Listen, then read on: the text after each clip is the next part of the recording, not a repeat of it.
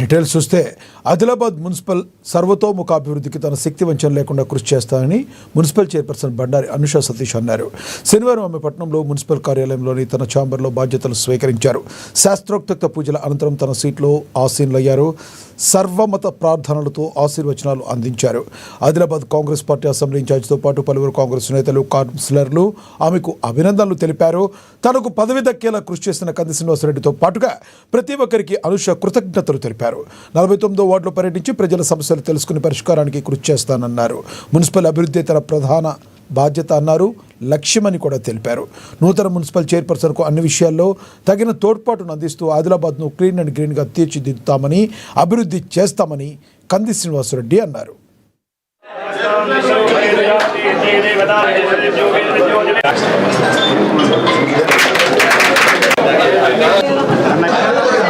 నికార్స్ అయిన కాంగ్రెస్ బిడ్డను, కాంగ్రెస్ పార్టీ కోసం కష్టపడేటువంటి బిడ్డను మున్సిపల్ చైర్మన్ పీఠం మీద కూర్చోబెట్టడం చాలా సంతోషంగా ఉన్నది. రంజాన్ మాసంలో పవిత్రమైనటువంటి ఈ రోజు మంచి ముహూర్తాన వారు పదవి బాధ్యతలు స్వీకరించడం కాంగ్రెస్ పార్టీ చాలా గర్వపడతా ఉన్నది.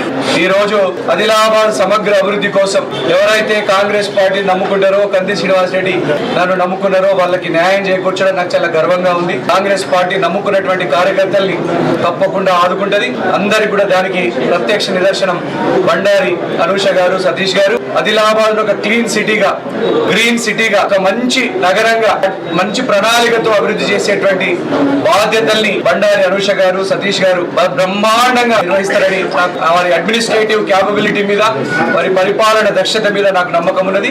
తప్పకుండా కాంగ్రెస్ పార్టీ అడ్డాగా మార్చిన ఆదిలాబాద్ గడ్డను భవిష్యత్తులో కూడా ఆదిలాబాద్ సమగ్ర అభివృద్ధికి అన్ని వార్డులు 49 వార్డుల్ని కూడా కలుపుకపోయి ఇంక్లూజివ్ పాలిటిక్స్ అందరినీ కూడా పరిగణలోకి తీసుకొని, పరిశీలనలోకి తీసుకొని అన్ని రంగాలలో ఆదిలాబాద్ ని మాకు ఓట్లు వేసిన వారి వార్డులు, ఓట్లు వేయని వారి వార్డులు అందరినీ కూడా అభివృద్ధి చేస్తామని ఈ సందర్భంగా హామీ ఇస్తా ఉన్నాము.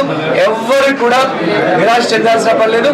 తప్పకుండా ఆదిలాబాద్ ను ఒక గొప్ప సిటీగా, నగరంగా తీర్చిదిద్దాం. ఈ ముఖ్యమంత్రి రేవంత్ రెడ్డి గారి అండదండలు, అలాగే మా రాహుల్ గాంధీ గారి నాయకత్వంలో బ్రహ్మాండంగా ఆదిలాబాద్ అభివృద్ధి చేస్తాం. జై కాంగ్రెస్. చేసిన పెద్దలందరికీ నన్ను నమ్మి మా కోసం మన కాంగ్రెస్ పెద్దలు కందిసీనన్న కానీ, అలాగే టీసీసీ నరేష్ అన్న గారు కానీ, మన సుజాత మేడం గారు కానీ, అలాగే మిగతా పెద్దలందరూ కూడా మళ్ళీ నమ్మి మాకు ఈ పదవి అప్పగించి, పదవి మాత్రమే కాకుండా బాధ్యతగా తీసుకొని మన ఆదిలాబాద్ పట్టణ ప్రజలందరికీ సేవ చేయడానికి ఒక మంచి అవకాశం ఇచ్చిండ్రు.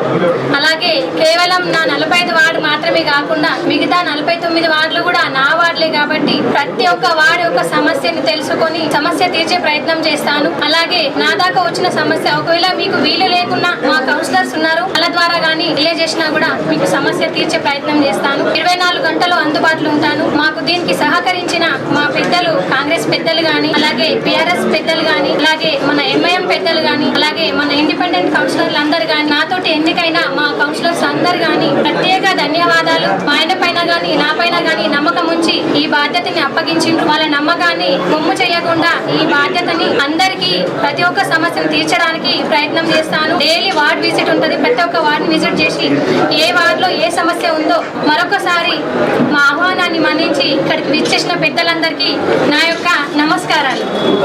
మన ముస్లిం సోదరులందరికీ కానీ, మన హిందువుల బంధువులందరికీ కానీ